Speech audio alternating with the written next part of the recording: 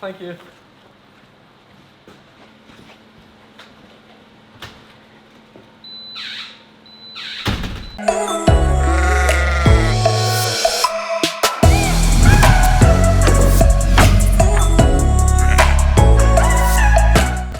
Good morning, sheep fans. Cammie's the name, sheep's the game.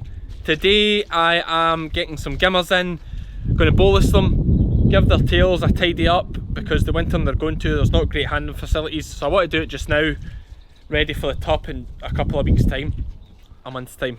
It's the 1st of October today. Someone asked me to put the date in some of the videos. This is the 1st of October. No idea when this will be going out. Obviously you can see here the pens. I've been busy with them the last few days. Really kind of a few days behind schedule. I'd like to have been in a better position than I am with things being more organised, but it's the way things have worked out. We are where we are. It's a lovely day. Let's crack on. Let's get scraped up first. That's those bits done. Now we just need to get some sheep. Let's get Sky. Where is Sky? She's in the house. So these here are some gimmers that I put in here the other day. They've lambed during the summer in June, which was not intentional, but it's what happened. And they're not long weaned, they're just needing a little bit of a better bite of grass to kind of put condition back on before tupping. You want them about that 3.5, I think, condition score. It's a 1 to 5 ratio, 1 to 5 scoring system. 5 being over fat, 1 being far too lean.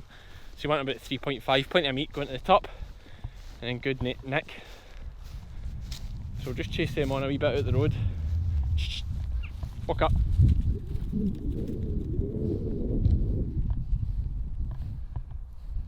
Lie down.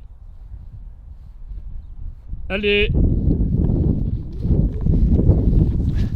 It's these ones that I'm keeping in the rougher grass that we want in. They're already pretty fat, so I put them in this rougher grass. Still a good bite in here, but just a wee bit rougher, not as sweet. My thinking was keep them in that, then move them onto the fresh stuff. They'll get a better flush, but the winter they're going to is pretty good anyway, so hopefully they'll just push on and flush well anyway. Nip back and shut the gate. Right, that's the easy bit done. Now we need to do some bolusing. 3 things we need today: cordless shears, bolus and gun, count that as 1, and getting soaked, kale and a brush. It's all good. So bolusing ewes, it's one of my least favourite jobs, and probably the same for a lot of you that do it. It's a bit strange if you enjoy bolusing. The ones that I use are the Smartrace 24/7. I've used them for 3 years now. My ewes winter great. I do keep plenty of grass ahead of them all the time. I don't run anything too tight, which helps of course. These sheep are in good condition to begin with, which is another help. Obviously, if I was giving you the best advice, I would say blood test the ewes and see if they actually need a bolus, because they're expensive. They'll be over £1 a head, these bolus. So it is another big expense when you've already got your heptavacs to do, your dosing to do, all the other costs that come with it. But it's a cost I'd rather spend a little bit more and have the peace of mind that I know the ewes are going to be right. That's why these ones are getting done without any blood test, and why I have done it over the last few years without any blood test, because my ewes do well, keep doing what I'm doing. But that's not to say they wouldn't do well without the bolus. So what I'm doing this year, take some bloods from the ewes, I'm going to take that in to get tested, and I'm going to see exactly what the ewes are deficient in. The blood work should show me if they're needing cobalt, selenium, iodine, copper, these things that are contained within the bolus. I'll just show you the casing of the boluses we've got up here so you can see it. It's really bright when I go that way, and you can see what's in the bolus that I'm using. These are pretty big bolus. They're quite awkward to administer. Not so bad in these big sheep, but I've got 120 Shetlands that are going to be on much rougher grazing that will definitely be given a bolus, and it's a little bit more difficult with the smaller sheep, and some lambs that I'll probably do as well, my ewe lambs. But I'll show you the box and we'll get some of the race and have a go. Steady. That was an absolute fail of an effort. I got 6 in a race that probably holds 12, maybe not 12 of these, are quite big. But the first race is always the least full, as they're more cautious. They run better once the first race is through and they can see their friends up ahead. So here we go. What is this? Agrimin 24/7 Smartrace Plus. Used these for about 3 years. They work well for me. I imagine most boluses are the same. I'm not too clued up on it. Was recommended them 3 years ago. Used them. They worked well. They contain copper, iodine, cobalt and selenium. Hopefully you can see that alright there. The sun's very bright, although the microphone's shading that lovely. And the idea is that these are slowly released into the sheep's system. Sorry if I'm boring you. They look like this, and they're essentially, they go in this gun here, like this. This goes into the sheep's mouth, down its throat. Not ideal, I know, but it doesn't cause it any pain. Nice and rounded edges, down its throat, a little bit uncomfortable for a second, and then you just pop the bolus out, down its throat, and this bolus will then go down and lie in its stomach for 6 months. This one's, they're actually in 2 parts, like this, and that will separate in the stomach. This paper is all edible, I suppose, although they're not eating it. It's just going to line the stomach, but it's all edible because there's no harm to the sheep. It goes down with the paper on, lies in the stomach. This disintegrates. The 2 bolus lie in the stomach and slowly disintegrate over 6 months. And after 180 days, they should be all gone out of the system. And 180 days from now, if this is the 1st of October, that's going to take me roughly round to the end of March, and the sheep will be due to lamb within a fortnight. And actually at that point, these sheep will be getting a little bite anyway, because they'll be coming into the shed to lamb, unless I lamb them outside. Just not decided yet, but we're going to bolus them. Let's get started. Real simple here. Hopefully this sheep will stay here. I showed these sheep very early. There's some regrowth on them. I don't like it. So dead simple. Grab the sheep, open its mouth a little bit, down, get it on the tongue, down, release, and it's gone. One thing to watch when you do this is after you've done it, you'll really know if it goes down, because sometimes the tongue gets in the way and things can happen. The sheep are obviously trying to fight against it. You see her starting to chew, that means she's got it in the back here and she's chewing it, and she'll bring it forward and spit it out. And if you just keep your hand for a second, you'll catch it. That's the first job. Second job, clip their tails. Oh, a couple of different reasons for clipping their tails. First one, the obvious one I would say, is it keeps them nice and clean and tidy over the winter. This, as the wool gets longer, can get dirty in here, and you know, things can get dirty and mucky and start blocking passageways, etc. It just looks a lot tidier, and it'll be a lot nicer for the sheep if she's tidied up. The other reason is it gives easier access for the tup, because if this is all trimmed, as you'll see in a second, when he goes to do his business, which for talking's sake is something similar to this, where he comes in with his wee bit, he wants that coming out the way and slipping in the side there. Now obviously that's a lot easier if all this wool's not here. So let's get off.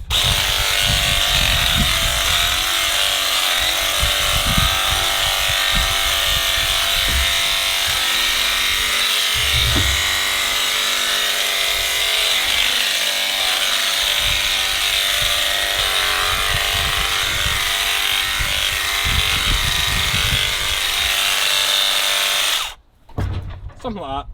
I'm a wee bit rusty. You wouldn't want to take that long, dude, everyone. But something like that keeps her clean and tidy.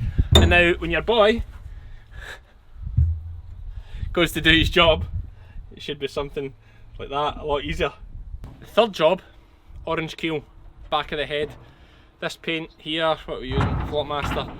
This stuff here will last the whole winter.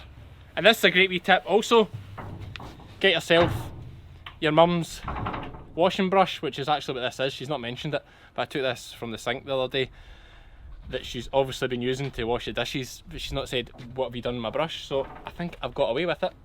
So wee dab like that, great way to do it. A lot of boys work with sticks and that. I used to do that too. It's messy, you're putting large clumps in the sheep. Oh, you do that and it gives you a controlled amount on each sheep. The reason we do that, I should cover that, the reason we do that is because it makes them easy to identify at grazing. If say they get onto the neighbour's bit, you can see straight away there's one of mine. It's an orange head, unless the neighbour has orange heads. Then we'll just need to deal with that as it comes. Almost forgot, there's a fourth item we need, and that's the ear tag scanner. Need to read the ear tags of the 60 that are going to this grazing and update my movements. So that's that job done. The ewes have been bolused, dagged, killed, ear tag numbers taken. Only 60 to go to this bit, there's 67 in here. So what I'm actually going to have to do is run them back through, pick the 60 I want out and let the other 7 out. So I'll need to do the ear tags again. Lesson learned. This is one of these jobs, there's not many jobs I would say this to be fair, but it's one of the jobs that it would make a huge difference having like your Ritchie combi clamp that some boys have. Combi clamp set up here, use run through, nab it, dag it, bolus, keel it, braw. Sheep can't move. Working in the pens here, try to bolus and dag. Very sore in the knees, especially these big strong sheep, and because they're gimmers, they're absolutely wild. So that makes it a wee bit harder again. Anyway, let's get my 60, get the trailer in. Tidy, tidy girls. Ready for the boys. So we are doing okay. We got most of the ear tags. I ended up mixing the numbers up again and had to add in 4 to make the batch up to 60. So I am needing to grab these other 4 ear tags when I load the trailer here. But the good thing is, they're all ones that I bought from Ayrshire, so they have different tags in them than my sheep. Am I far enough back? Wait to just do this, hang on. Look at this. Trendy, yeah? So functional. Right. Leaning back a little bit.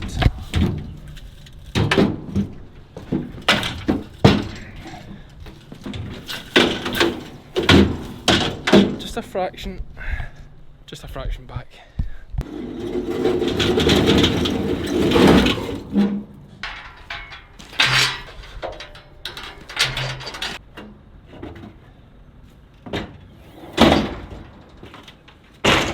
So let's say an average that these sheep weigh 80 kilos. 80 by 60 is 4.8 tons. The trailer's the best part of a ton. There's no way you're getting these all on here. Even not going by weight, just by size, you wouldn't get them all on here. So we'll take a 40 and then we'll take a 20 and try and top up with some lambs that are going the same way. Right girls, you can just run up dead easy. So we're loaded up, we've got the ear tags, the dogs are ready. Let's head to the grass. We're here. Best of stuff. Good ground, it's been cut for silage this year. Nice grass, they'll do very well on here. Big scope with the 60 gimmers running circa 100 acres. Works really well. The farmer just likes that number 60. It works well for me because it means the sheep get really good scope to run on.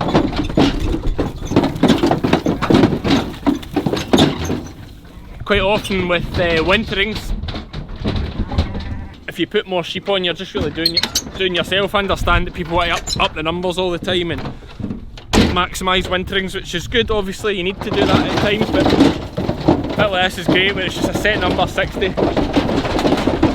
and they have a massive scope to run.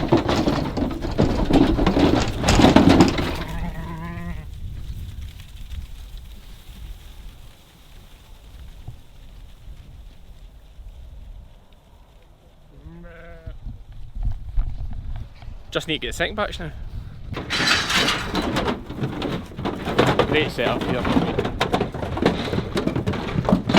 Oh.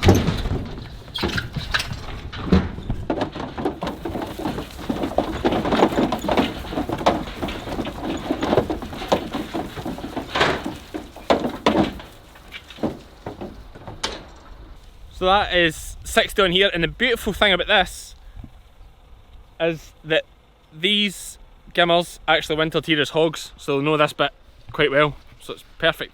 I think that's us for this one.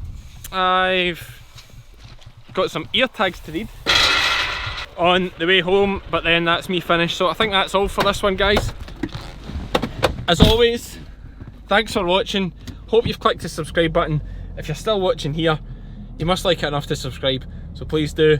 Give me a thumbs up, leave a little comment if you have something to add, or you want to tell me about something I'm doing wrong, or tell me about what type of bolus you use or the system you use. That'd be great. Look forward to hearing from me. Cheers. When you push up the walls and say there you go, I would say cheers and walk away. So much for If it feels snappy, snappy, snappy, so I'm just going to like that. More smoother. Like push them as I come in, right? So it's all like snap, snap, snap. Right, nice.